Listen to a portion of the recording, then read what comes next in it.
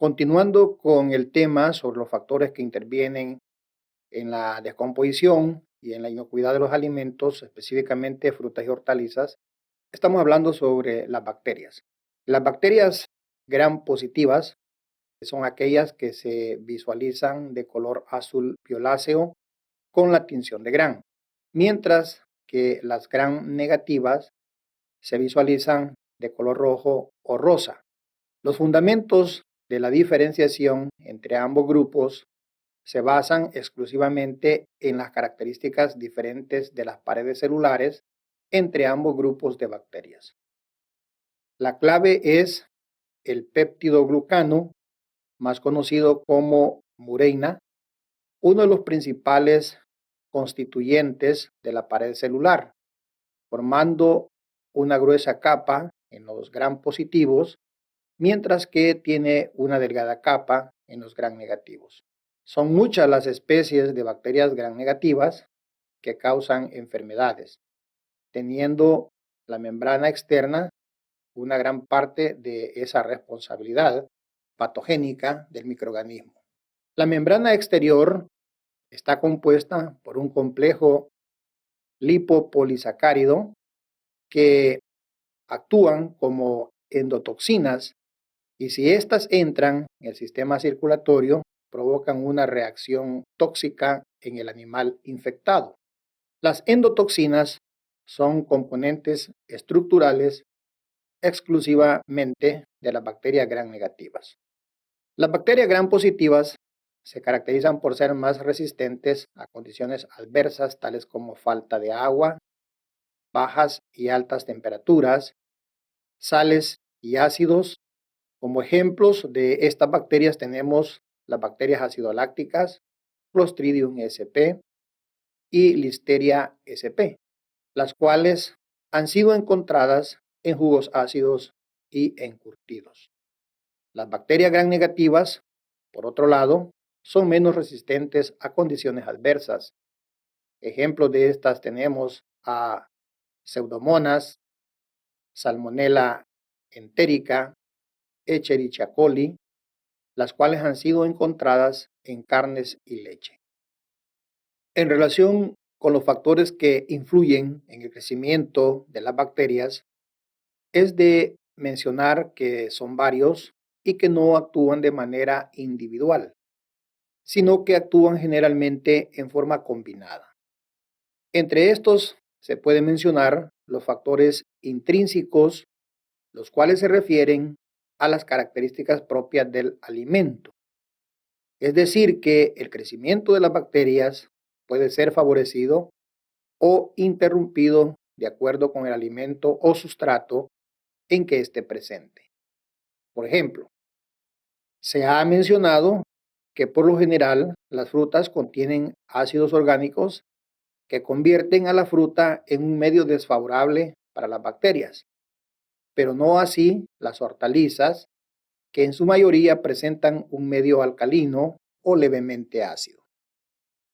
Otros factores son los extrínsecos, los cuales se refieren a los factores ambientales del alimento, es decir, temperatura, luminosidad, humedad relativa y concentración de gases de la atmósfera. Por ejemplo, la mayoría de bacterias patógenas crecen mejor en temperaturas cercanas a los 37 grados centígrados, que es la temperatura corporal del ser humano. Se tienen también los factores explícitos que se refieren a las características e interacciones de los microorganismos presentes. Por ejemplo, existen bacterias que producen esporas como el Clostridium botulinum, la cual debido a su característica morfológica puede soportar temperaturas arriba de los 116 grados Celsius. Por último, están los factores relacionados con el modo de procesamiento y preservación, que comprende los tratamientos físicos, químicos, que cambian los microorganismos presentes y características del alimento. Por ejemplo, el uso de altas temperaturas para esterilizar un producto o el uso de bajas temperaturas para congelarlos, etc. La actividad de agua es uno de los factores intrínsecos que posibilitan o dificultan el crecimiento microbiano en los alimentos. Por ello, la medición de la actividad de agua es importante para controlar dicho crecimiento. Por ejemplo, sabemos que una bacteria, como la salmonela, empieza a desarrollarse a partir de 0.92 de actividad de agua. La actividad de agua es la humedad en equilibrio de un producto, determinada por la presión parcial del vapor de agua en su superficie y se mide con un aparato llamado activímetro. El valor de actividad del agua depende de la composición, la temperatura y el contenido en agua del producto. Así pues, se puede definir como la actividad de agua libre que está disponible en los alimentos para el crecimiento microbiano. Los microorganismos necesitan una cantidad de agua para vivir, crecer y multiplicarse. Es por ello que muchos métodos de conservación se basan en reducir esta cantidad de agua mediante la deshidratación, la liofilización, adición de azúcares o sales, evaporación o congelación. No se debe perder de vista que la actividad de agua pura es igual a 1.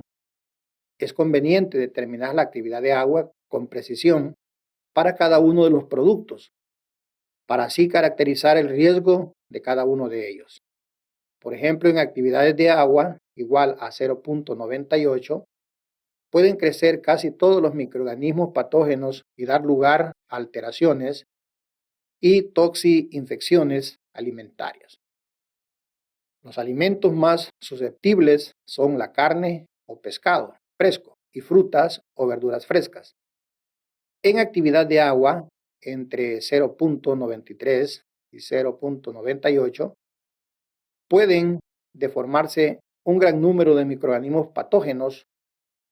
Los alimentos más susceptibles son los embutidos fermentados o cocidos, quesos de corta duración, carnes curadas, enlatadas, productos cárnicos o pescado ligeramente salados y el pan. En actividad de agua, entre 0.85 y 0.93, en este caso, como bacterias, solo crece Staphylococcus aureus, que puede dar lugar a toxinfección alimentaria. Sin embargo, los hongos aún pueden crecer. Como alimentos más destacados figuran los embutidos curados y madurados, el jamón serrano o la leche condensada. En actividad de agua entre 0.60 y 0.85, las bacterias ya no pueden crecer. Si hay contaminación, se debe a microorganismos muy resistentes a una baja actividad de agua, los denominados osmófilos o halófilos. Puede darse el caso en alimentos como los frutos secos, los cereales, mermeladas o quesos curados. En actividad de agua menos de 0.60 no hay crecimiento microbiano, pero sí puede haber microorganismos debido a una contaminación durante su producción que sobrevivan largos periodos de tiempo. Es el caso del chocolate, la miel, las galletas o los dulces. El pH es un factor importante que influye sobre el crecimiento de los microorganismos.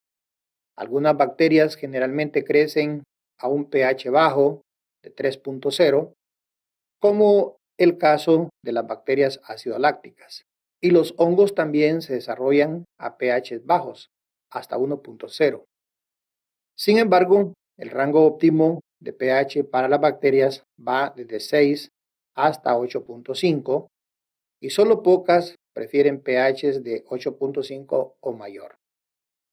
Como se puede apreciar en la gráfica de la diapositiva, el rango de pH de adaptación y crecimiento de los hongos es mayor que el de las levaduras y bacterias. Es necesario tener en cuenta que el pH de los alimentos, ya que según sea este valor, así serán las probabilidades de crecimiento bacterial y del tipo de bacteria que se pueda desarrollar.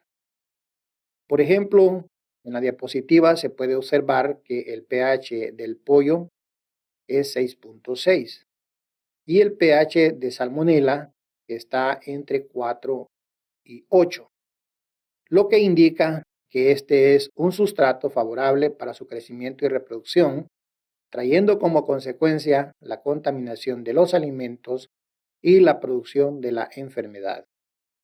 De acuerdo con su rango de adaptación a las temperaturas, las bacterias se clasifican en psicrófilos, mesófilos y termófilos. Las bacterias psicrófilas son aquellas cuyo rango de crecimiento es en temperaturas entre 0 y 20 grados Celsius y crecen en temperaturas de refrigeración. Como ejemplo tenemos a Flavobacterium sp, que se puede encontrar en peces de agua fría, donde le causan la enfermedad del agua fría, o en peces refrigerados.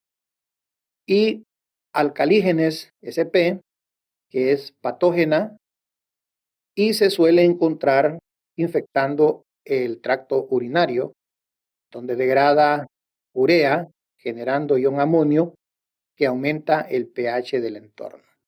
Las bacterias mesófilas presentan un rango de crecimiento entre 10 a 55 grados Celsius e incluye patógenos humanos, tales como Escherichia coli y Salmonella entérica. Entre los psicrófilos y mesófilos se encuentran los psicótropos, que presentan un rango de crecimiento entre 5 a 40 grados Celsius.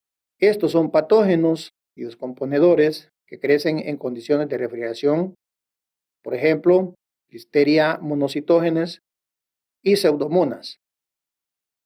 Por último, están las bacterias termófilas, cuyo rango de crecimiento es entre 45 a 85 grados Celsius y se caracterizan porque no son patógenos humanos.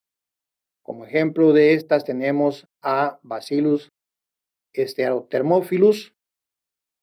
Es necesario mencionar también que existen las bacterias termodúricas, que son aquellas que sobreviven a la pasteurización sin formar esporas. Por ejemplo, las Enterococcus sp. Existen dos especies que son comensales en el intestino humano, Enterococcus faecalis y Enterococcus faecium. En la presente diapositiva se muestra una tabla con los parámetros de proliferación de Listeria monocytogenes. Esta bacteria es una de las más importantes en la contaminación de los alimentos. Como se puede ver, estos parámetros son dados por la ICMSF de la IUM o Comisión Internacional de Especificaciones Microbiológicas para Alimentos de la Unión Internacional de Sociedades Microbiológicas. Vale la pena resaltar que Listeria monocytogenes es una bacteria que se desarrolla intracelularmente y es causante de la listeriosis. Es uno de los patógenos causantes de infecciones alimentarias más violentos, con una tasa de mortalidad entre un 15 a 30%, más alta que casi todas las restantes tóxico-infecciones alimentarias. En la tabla puede observarse que es una bacteria que prolifera con o sin oxígeno, es decir, que es facultativa en cuanto a su atmósfera de supervivencia y puede soportar temperaturas hasta menos 4 grados Celsius, lo cual la hace peligrosa en alimentos refrigerados. Asimismo, tiene la capacidad de desarrollarse en alimentos ácidos con pH hasta de 4.4. Para concluir, se presenta otra tabla con los parámetros de proliferación de Salmonella sp. Esta es otra bacteria de importancia en la contaminación de los alimentos. La infección provoca náuseas, vómitos diarrea, fiebre y dolor de cabeza. Su fuente primaria es el tracto digestivo de humanos y animales. Es transmitida por carnes rojas y blancas, huevos, leche cruda y muchos otros alimentos tales como frutas y verduras, especias, frutos secos, harina y chocolate. Como puede verse en la tabla, soporta un pH ácido hasta de 3.7 y en cuanto a su atmósfera, también es facultativa. Muchas gracias por su atención. Hasta la próxima.